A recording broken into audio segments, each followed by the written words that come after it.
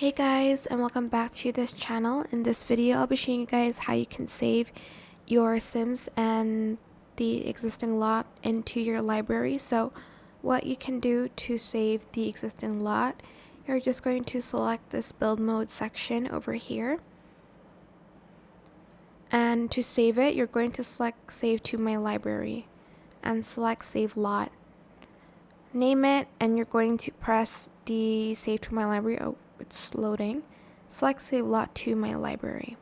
To save your Sims, you're just going to go back here, go to manage worlds, and then go to manage worlds.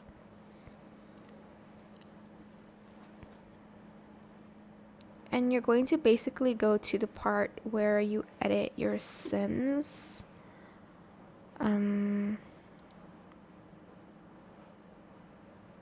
Okay, select this and select the three dots and select manage household. Select edit, and you are going to save the Sims to your library here on this section. Then just press save household to my library. And that is it. I hope it was helpful for you guys.